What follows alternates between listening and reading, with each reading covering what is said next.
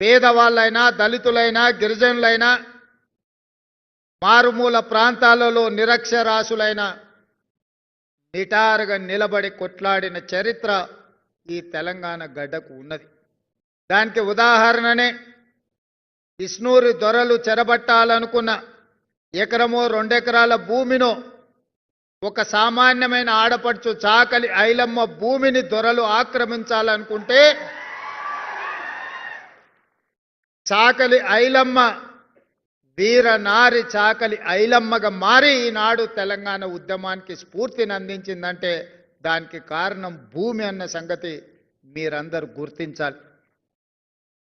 ఎందుకు ఈ చరిత్రను మీకు గుర్తు చేస్తున్నా అంటే భవిష్యత్తులో భూ యజమానుల యొక్క హక్కులను, భూ యజమానుల యొక్క భూమి సరిహద్దులను నిర్ణయించే అధికారం ఈనాడు తెలంగాణ రాష్ట్రం మీ చేతుల్లో పెట్టబోతుంది.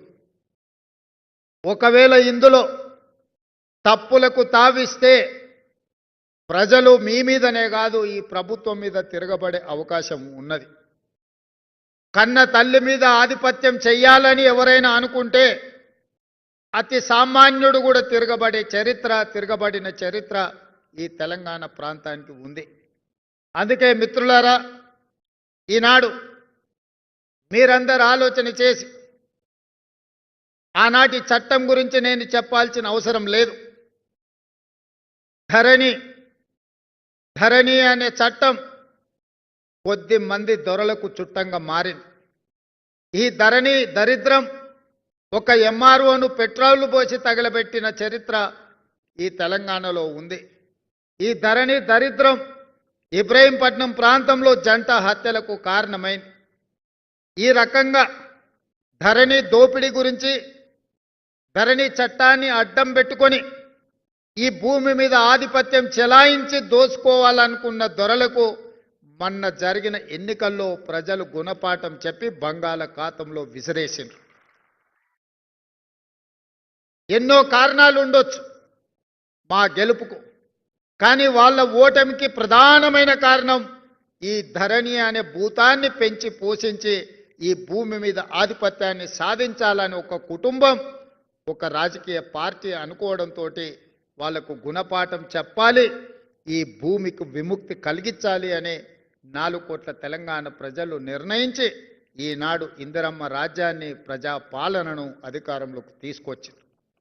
అందుకే ఆనాడు ఎన్నికల సందర్భంగా సమ్మక్క సారలమ్మ ఆశీర్వాదంతో, సోదరిమణి సీతక్క అండతో నేను పాదయాత్ర మొదలుపెట్టిన ములుగు సమ్మక్క సారలమ్మ జాతర రోజు చెప్పా, అక్కడ మొక్కి ఖచ్చితంగా అధికారంలోకి వస్తాం, ఈ ధరణి నుంచి విముక్తి కలిగిస్తామని చెప్పినాం.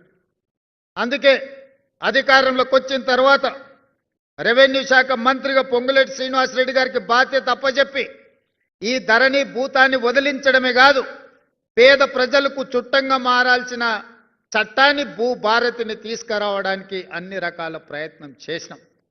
ఈనాడు భూభారతి ద్వారా లక్షలాది సమస్యలను సృష్టించి ఆ సమస్యలు పరిష్కారం కాక అధికారుల చుట్టూ తిరిగి అధికారులు కలవక కోర్టుల దగ్గర ఆత్మహత్యలు చేసుకునే పరిస్థితి తెలంగాణ పేద రైతాంగానికి వచ్చింది.